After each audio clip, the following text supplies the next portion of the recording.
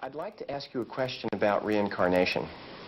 Now, as a Catholic monk, you, of course, you take a stand for resurrection. Not only the resurrection of Christ, but the promised resurrection of all those who follow Christ. So you take a stand for resurrection. At the same time, let's say, roughly speaking, half the world doesn't believe in resurrection, but believes in reincarnation. And so I'm wondering what reflection you have upon that, Yes. what sense that makes to you, how that kind of fits into your planetary spirituality. Yes. What's your feeling about reincarnation? Many people say the Church does not allow you to believe in reincarnation. The reason for that is that long ago, in the 3rd century, the first great theologian, and probably the greatest theologian ever in the history of the Church, Origen, wrote in several of his works in a way that showed that he accepted reincarnation. And some of his works were later on rejected by the Church, but not explicitly because of reincarnation. So, although it is true that those works of Origen in which he wrote about reincarnation, or simply took it for granted, were rejected, they were not explicitly rejected because of reincarnation. This was much more complex.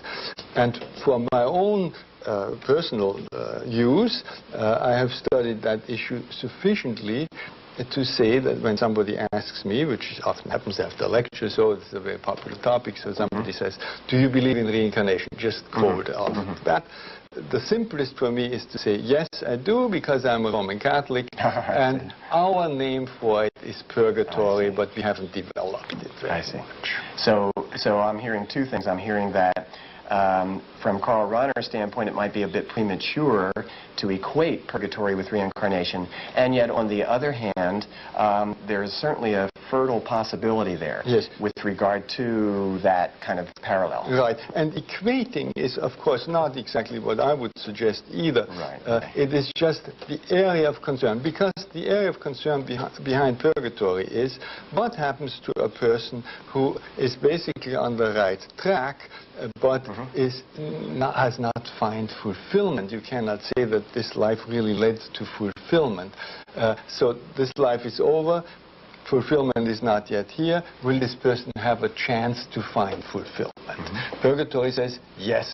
But I do have to say something else about reincarnation in itself.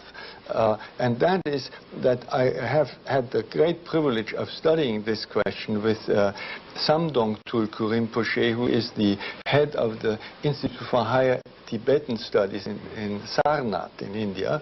And he invited me, and especially mostly for this question, we spent a long time together, and he taught me about it.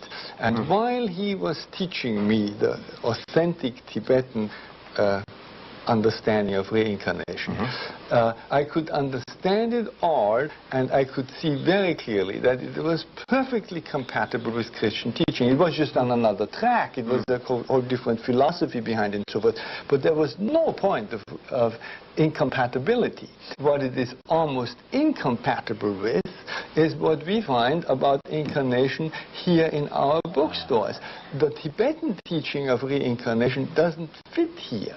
And I can even tell you why. Yes, I was about to say why. Because the main concern of the people who buy these books about reincarnation on the little paperback book stands, and therefore the main concern of those who write this kind of books is how can I perpetuate myself? After I die, how can I live on somehow? And my little ego, in other words. And the whole idea of Buddhism is that this little ego is an illusion.